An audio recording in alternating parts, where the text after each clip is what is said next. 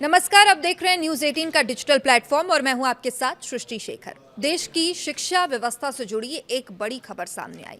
NEET 2026 परीक्षा को लेकर उठे विवाद, नेशनल टेस्टिंग एजेंसी यानी एनटीए के प्रबंधन पर लगातार सवाल और छात्रों के बढ़ते विरोध के बीच केंद्र सरकार ने बड़ा फैसला लेते हुए केंद्रीय शिक्षा मंत्री धर्मेंद्र प्रधान ने अपने पद से इस्तीफा दिया और राष्ट्रपति द्रौपदी मुर्मू ने उनका इस्तीफा स्वीकार कर लिया। और इसके बाद केंद्र सरकार ने भारतीय जनता पार्टी के वरिष्ठ नेता प्रहलाद जोशी को शिक्षा मंत्रालय का अतिरिक्त प्रभार सौंप दिया।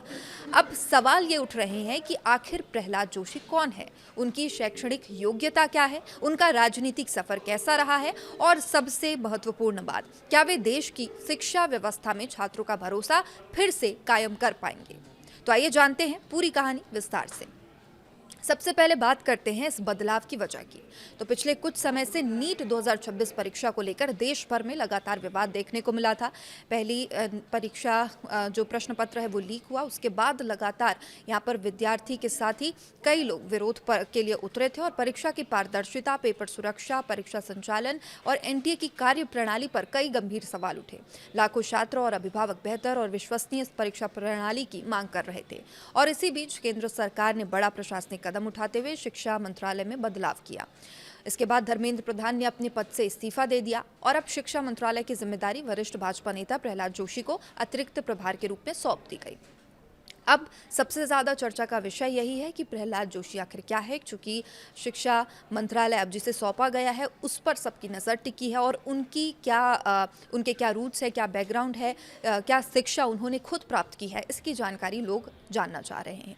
प्रहलाद जोशी भारतीय जनता पार्टी के वरिष्ठ नेताओं में गिने जाते हैं। उनका जन्म 27 नवंबर 1962 को कर्नाटक के बीजापुर में हुआ, जिसे अब विजयपुरा कहा जाता है, यहाँ हुआ था। उनका परिवार एक सामान्य मध्यम वर्गीय परिवार था। उनके पिता भारतीय रेलवे में कार्यरत थे और यही कारण था कि उनका बचपन बेहद साधारण परिस्थितियों में बीता।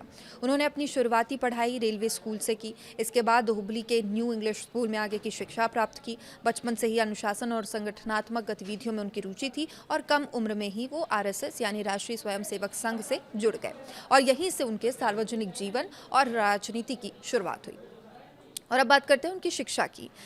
कई लोग ये जानना चाहते हैं कि देश के नए शिक्षा मंत्री खुद कितने पढ़े लिखे हैं। प्रहलाद जोशी ने कला विषय यानी कि बैचलर ऑफ आर्ट्स की डिग्री प्राप्त की है। उन्होंने कर्नाटक यूनिवर्सिटी धारवाड़ से संबद्ध हुबली के एस आर्ट्स कॉलेज में अपनी स्नातक की पढ़ाई पूरी की है, यानी बैचलर्स की डिग्री ली है। हालांकि उनकी डिग्री कला संकाय से है, लेकिन राजनीति और प्रशासन में उनका अनुभव 3 दशकों से है और उससे भी ज़्यादा पुराना इनफैक्ट माना जाता है। तो अब उनके अगर राजनीतिक सफ़र की बात करें तो प्रहलाद जोशी का राजनीतिक करियर काफ़ी मजबूत और लगातार सफल रहा है। वे पहली बार साल 2004 में धारवाड़ लोकसभा सीट से सांसद चुने गए थे और इसके बाद उन्होंने कभी पीछे मुड़कर नहीं देखा। साल 2009, 2014, 2019 और साल 2024 हर लोकसभा चुनाव में उन्होंने जीत दर्ज की है, यानी वो लगातार 5 बार लोकसभा से सांसद चुने जा चुके हैं और लगातार 5 चुनाव जीतना किसी भी नेता के लिए बड़ी उपलब्धि माना जाता है। इससे ये पता चलता है कि उनके क्षेत्र में उनकी मजबूत पकड़ है और जनाधार है। तो अपने लंबे राजनीतिक जीवन में उन्होंने कई महत्वपूर्ण जिम्मेदारियां निभाई है। वे भाजपा कर्नाटक के प्रदेश अध्यक्ष भी रह चुके हैं। यहाँ उन्होंने संगठन को मजबूत करने में महत्वपूर्ण भूमिका निभाई। इसके बाद उन्हें केंद्र सरकार में संसदीय कार्य मंत्री बनाया गया। इस पद पर रहते हुए उन्होंने संसद के दोनों सदनों में विधायी कार्यों के संचालन की जिम्मेदारी भी निभाई और इसके अलावा वे कोयला एवं खान मंत्री भी रहे, जहाँ पर देश के प्राकृतिक संसाधनों से जुड़े महत्वपूर्ण निर्णयों में उनकी भूमिका रही। वर्तमान में वे उपभोक्ता मामलों, खाद्य एवं सार्वजनिक वितरण मंत्रालय के साथ साथ नवीन एवं नवीकरणीय ऊर्जा मंत्रालय की जिम्मेदारी भी संभाल रहे हैं और अब इन सभी मंत्रालयों के साथ उन्हें शिक्षा मंत्रालय का अतिरिक्त प्रभार सौंपा गया है। अब सबसे बड़ा सवाल है कि उनके सामने सबसे बड़ी चुनौती क्या होने वाली है, क्योंकि इस समय देश की शिक्षा व्यवस्था कई महत्वपूर्ण चुनौतियों का सामना करना पड़ रहा है। सबसे पहले छात्रों का विश्वास दोबारा जीतना उनके लिए चुनौतीपूर्ण रहेगा। नीट सहित अन्य राष्ट्रीय परीक्षाओं को लेकर पारदर्शिता सुनिश्चित करना सरकार की सबसे बड़ी प्राथमिकता होगी। नेशनल टेस्टिंग एजेंसी यानी कि एनटीए की कार्यप्रणाली में सुधार, परीक्षा सुरक्षा को मजबूत करना, तकनीकी व्यवस्थाओं को बेहतर बनाना और समय पर परिणाम घोषित करना भी महत्वपूर्ण चुनौतियां होंगी। इसके अलावा छात्रों और अभिभावकों के बीच ये भरोसा बनाना होगा कि भविष्य में किसी भी परीक्षा में निष्पक्षता से कोई समझौता नहीं किया जाए। तो शिक्षा मंत्रालय का अतिरिक्त प्रभार मिलने के बाद प्रहलाद जोशी ने कहा कि वो प्रधानमंत्री नरेंद्र मोदी की अपेक्षाओं पर खरा उतरने का पूरा प्रयास करेंगे।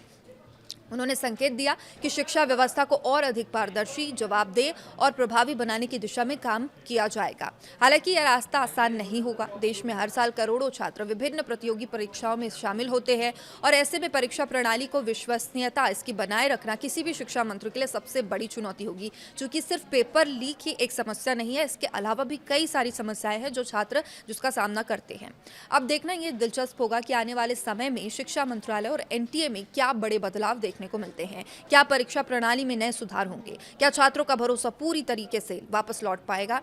क्या भविष्य में ऐसे विवादित परिस्थितियों से बचने के लिए नई नीतियां लागू की जाएगी? इन सभी सवालों के जवाब आने वाले महीनों में सामने आ जाएंगे।